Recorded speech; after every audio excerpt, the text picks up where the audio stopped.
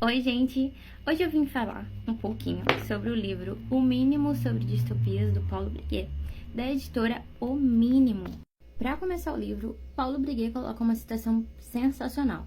Nada existe na realidade política de um país que não esteja primeiro na sua literatura.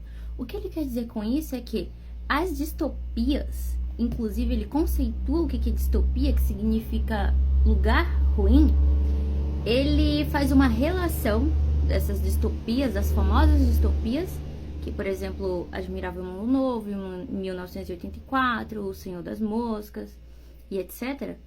Ele faz uma relação dessas distopias com o mundo hoje, com o mundo político que está hoje, com o mundo que estamos vivendo hoje, e ele fala as principais características de uma distopia, que são aquelas características comuns que a gente encontra em toda distopia. Então, algumas das características que ele menciona, que aparecem em quase todo livro do gênero distópico, é, por exemplo, a ausência da liberdade.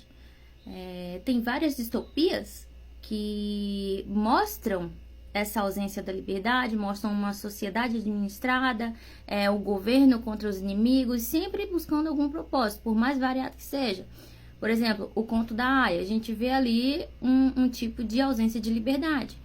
1984, outro tipo de ausência de liberdade.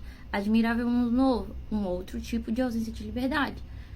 Tem, sim, ali as doutrinas que divergem, porém, a proposta é a mesma, a ausência da liberdade. Essa é uma das características predominantes em quase todo o gênero distópico. São dessa introdução aqui, Paulo Breguet vai fazer uma reflexão sobre algumas das distopias que mais marcaram a vida dele, como, por exemplo, Admirável Mundo Novo, como, por exemplo, Fahrenheit 451, que eu também li esse livro e é maravilhoso, e também O Senhor das Moscas. Esse eu ainda não li, mas depois da reflexão que ele fez nesse livrinho aqui, eu vou ler, vou adicionar à minha lista o quanto antes.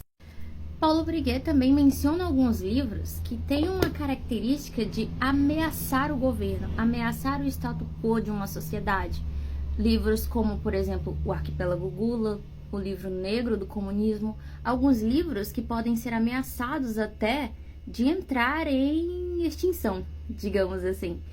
Podem ser esgotados, tem muitos que já estão esgotados, que são raros, que a editora não vai mais publicar. Então, ele menciona aqui alguns livros que têm esse risco. E para finalizar, Paulo Breguet faz uma crônica, mas adaptada à nossa realidade, uma crônica de sua autoria. Leia esse livro.